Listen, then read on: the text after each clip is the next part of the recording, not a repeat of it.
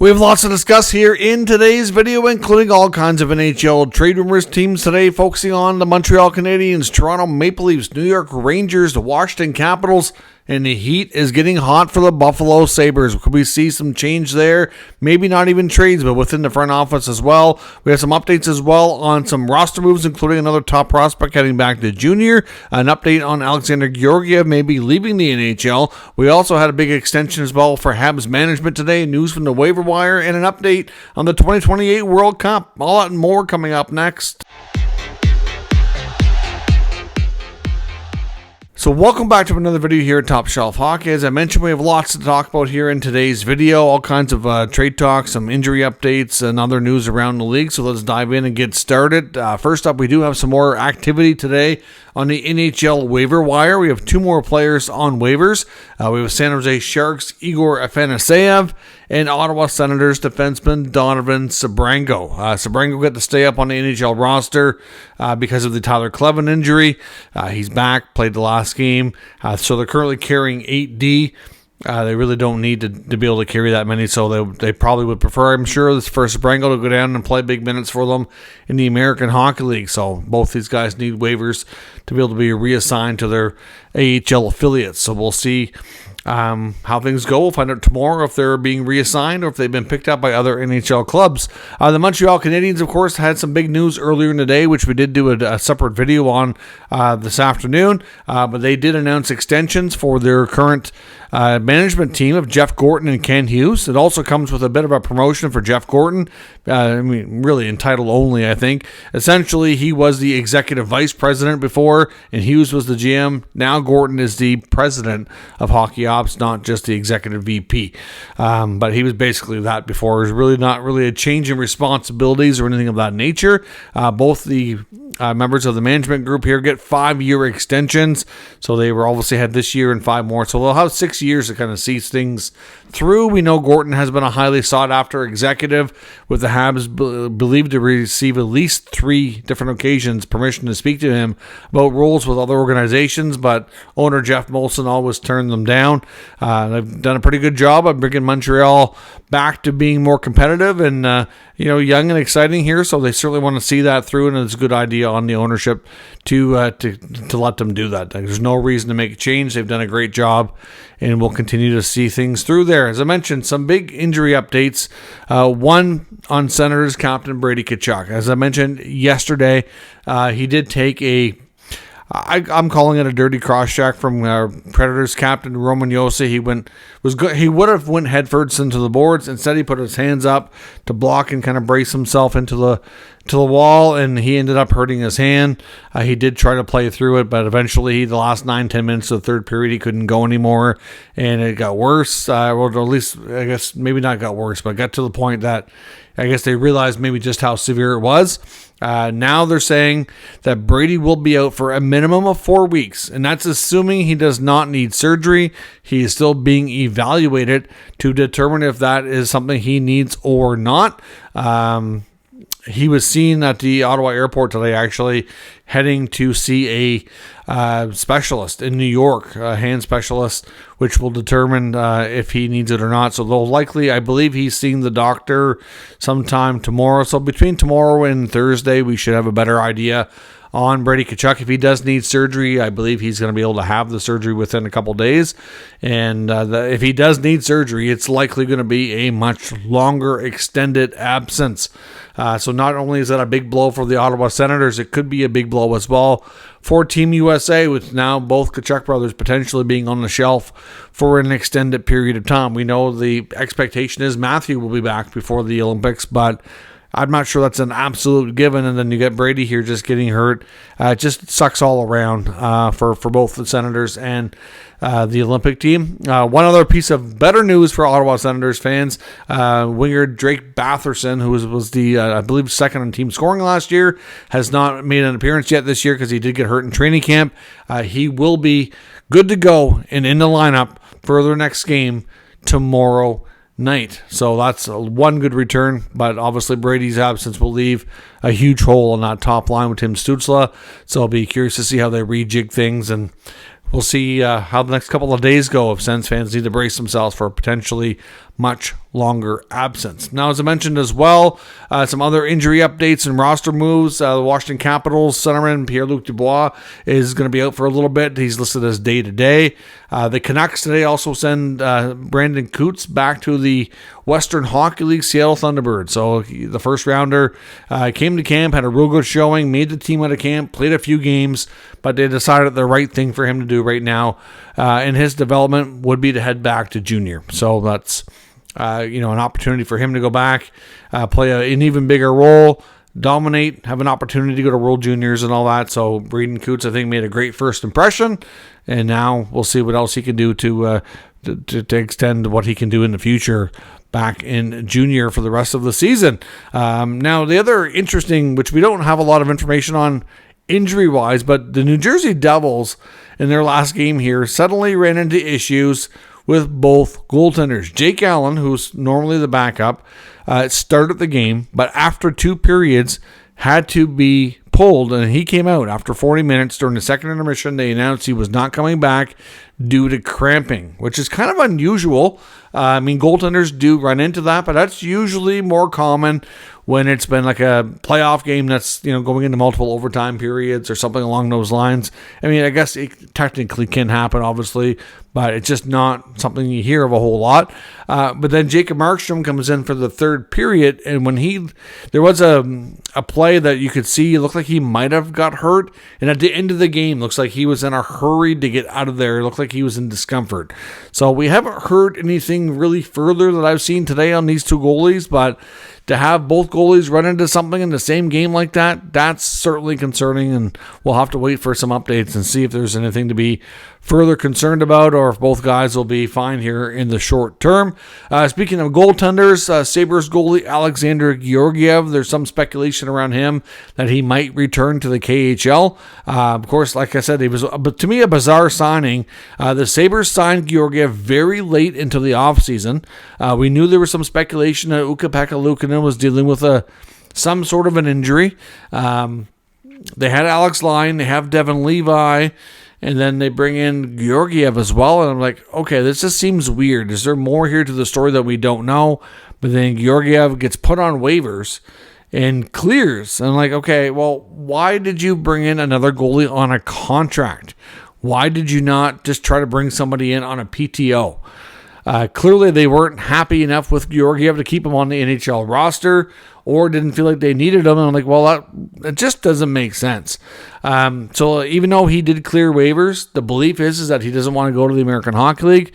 At the same time, they have Devin Levi, who is expected to be a big part of the team's future and really is in the AHL to be the starter and play a lot. So does it make sense to take playing time away from him for a veteran like Georgiev that nobody really has interest in having on their team right now? It doesn't really seem that way. And to be fair, for what we've heard about Georgiev, he has a history of not being the greatest teammate either. There's been some, I can't confirm everything that's true, but there's been lots of speculation about him from past incidents too. So, to me, it's just not a great character player to bring into your locker room in that kind of a situation, and then to put through the way you did, it's just bizarre. Very bizarre. So we'll see, but there's talk that he may go back to Russia. If that's the case, maybe we'll see he and the Sabres mutually agree to terminate the contract. We'll have to wait and see where things go on that front. An update, too, on the World Cup of Hockey that's being planned right now for the 2028 season.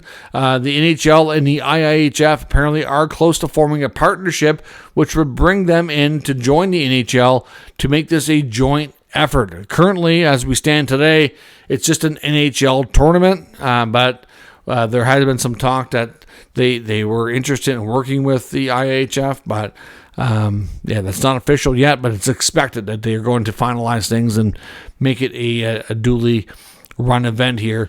So probably sometime this week is when we're kind of expecting that to likely be announced. Now, a variety of trade talk and different rumors around the NHL. One, we'll start with Washington, the Capitals. Frank Saravalli was talking today on his program that a name that he's watching could be a younger player in the Caps organization, Hendrix Lapierre. Lapierre is a name that's been getting some attention. I bet it's a healthy scratch to start the season. Frank is wondering if, his spot in the lineup is just not really secure. It doesn't appear to be if he could be a player that they maybe flip for other assets or another player that they see being either a bigger part of the future or to address other needs on the team. It's just a player that in the lot between last year and this year just can't seem to grab a regular spot. So if that's the case, and obviously at this point, getting him through waivers would be probably impossible. So I'm wondering what the future holds for Hendrix Lapierre in Washington, if he might be a player that could end up maybe getting flipped to another team for another young player or another something else that they could use that they feel makes their team better. Darren Dreger on the TSN Insider Trading episode tonight as well also went on to talk with the Nick Robertson's future in Toronto, called it the annual Nick Robertson trade talk, which we seem to have heard pretty much every year for quite some time now. And speculation is ramping up again that he could still be a player that is moved. Apparently, Dreger said, which we shouldn't be surprised, that Robertson would like an opportunity to have a bigger role and to be more consistently in the lineup and more ice time and all that. Obviously, very much believes in himself, has well over 100 games played in the NHL, and no matter how much he seems to kind of chip in offensively, he always seems to kind of lose his spot eventually. So like I said, there's been ongoing speculation for a couple of years now that he could get moved, and Darren Dreger says that speculation is ramping up again. So we will see if the Leafs finally make that happen or not. For the New York Rangers, Frank Saravalli also had some interesting comments on the future of Artemi Panarin, who was obviously a fantastic UFA signing for the Rangers almost 7 years ago. That contract is getting close to expiring now as he enters the final year. According to Saravalli, there is certainly some uncertainty around the future of Panarin. We had heard from a few reporters that in the offseason that the Rangers brass did talk to Panarin briefly about an extension, but they were more interested to see if he would extend on a very cheaper hometown type of discount, and there was no interest on the Panarin side whatsoever to make that happen. At this stage of Panarin's career, it's quite possible that his next contract might be his last one, or at the very least his last multi-year one. So seems like he's very interested in cashing in one last time. I know some have said that so far this season with the Rangers that he doesn't, I don't know how to put it exactly, but he's not been at his best for sure. I've seen a lot of Rangers fans online seem like at this rate they might be ready to be like, okay, maybe it's time to move on. But Saravalli says that the team right now, after having those discussions, are quite comfortable waiting to see how this season goes before making a firm decision, and that if the team is trending towards missing the playoffs or not being as competitive as they hope, that they might be okay with letting him walk. Now, I was like, if you're willing to let him walk, why wouldn't you go to him near the deadline and be like, okay, we're probably not bringing you back. I know you have trade protection in your contract, but is there somewhere that you would like to go? Why don't you let us move you along and we can get at least some kind of return for you before you vacate as a free agent in the summertime? Like I said before, a team like Florida, who could have a huge LTIR option with the Barkov injury, just might be a landing spot. It might be one of the few places he may agree to go back and join his old buddy Bobrovsky that he played with a long time in Columbus. And of course, like I said, there seems to be a common trend. A lot of the Russian players seem to love the state of Florida. It's quite common for them to have homes there. I know Malkin's another name to watch for the Panthers as well. But, Panarin, even if he doesn't go to Florida, even if none of that works out, it sure seems like the Rangers at this point, they got him as a free agent. And they may, like I said, they're kind of like in a similar spot that the Leafs were with Marner. If he doesn't want to go anywhere, he doesn't have to. And if they think that they may not want to bring him back, then he very well could walk as a free agent and be one of the bigger names available in next year's UFA crop. But right now, according to Saravalli, they're quite comfortable with that possibility. And it could be the last year of Panarin with the New York Rangers. Now, as I mentioned as well, some talk around Montreal. We'll get into Buffalo here. A couple of notes, one from Pierre LeBrun on TSN Insider Trading. The Habs are interested in extending defenseman Mike Matheson. Of course, they had some bigger stuff going on between Hughes and Gorton getting their own extensions done, and apparently these were done a few days ago as well before they got the Lane Hudson deal done. They just weren't announced.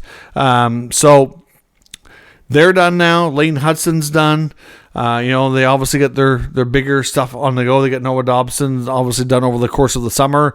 So now that all of that stuff is kind of off their desk, they can focus on the veteran Matheson, of course, who's in his early 30s now.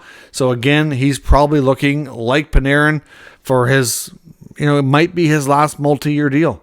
Hard to say, right? You don't know how long guys are going to go. I mean, Matheson is a really good skater, so that might allow him to play longer too.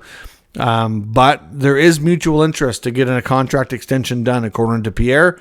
But Matheson's probably looking at a 4 to 5 year deal.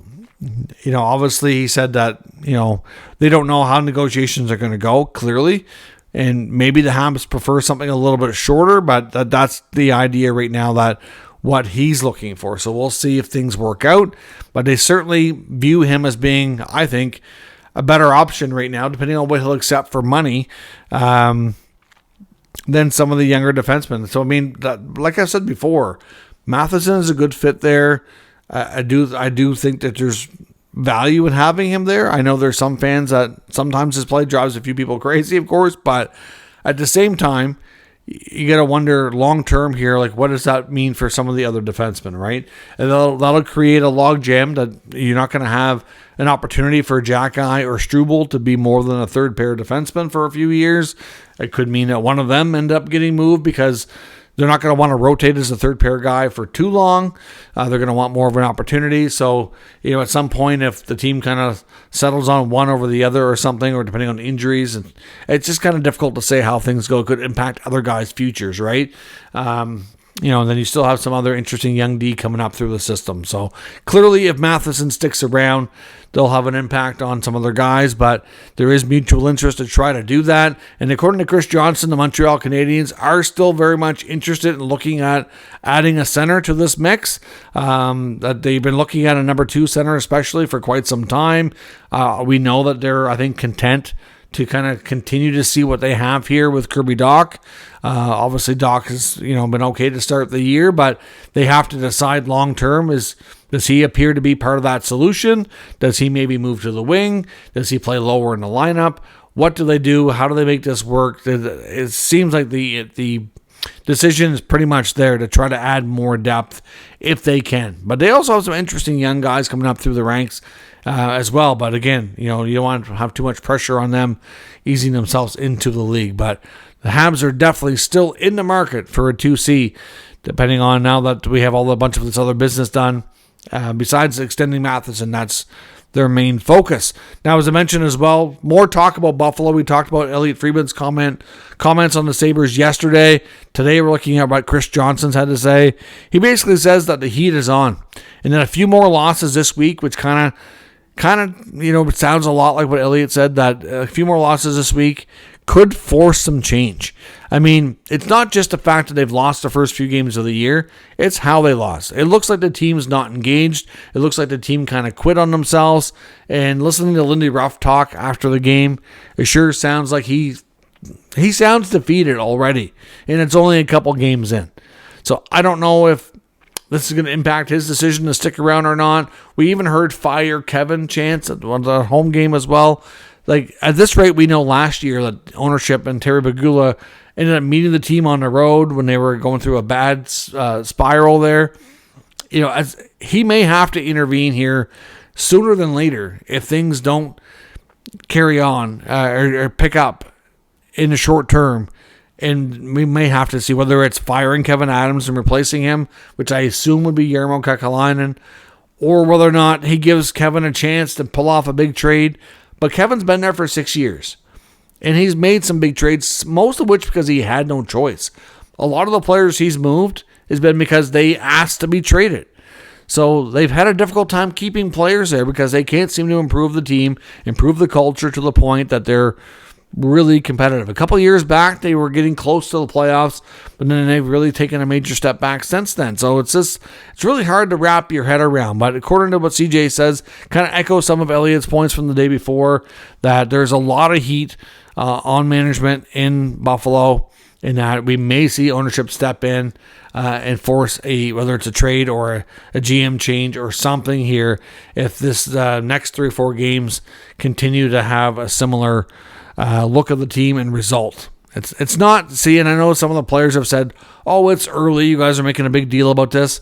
It's not early. It's been going on for 14 friggin' years. It's time that this fan base gets something better and has a team that cares, works its butt off, and a management team that's competent and can put together the right group and change the culture there. They've gone through this so many different times, and they've lost so many talented players that I can just imagine how frustrated and pissed off I would be being a Sabres fan. Like, I don't know, to endure it for that long is really, really hard. So and they still seem to have a good amount of fans, but like, it's getting to the point where something's got to change, and it's got to change yesterday. So we'll see what happens. The Sabres will be one of the more intriguing teams to watch here over the next week or two, and see if they can get it turned around, or is there going to be an intervention and big changes coming? Let me know your thoughts on all of today's news and rumors in the comments. We'll discuss further. If you're new to the channel, of course, make sure you subscribe and stick around. We'll keep you up to date with all the news, rumors, and analysis of all 32 NHL teams. Thanks for watching, and I'll catch you next time.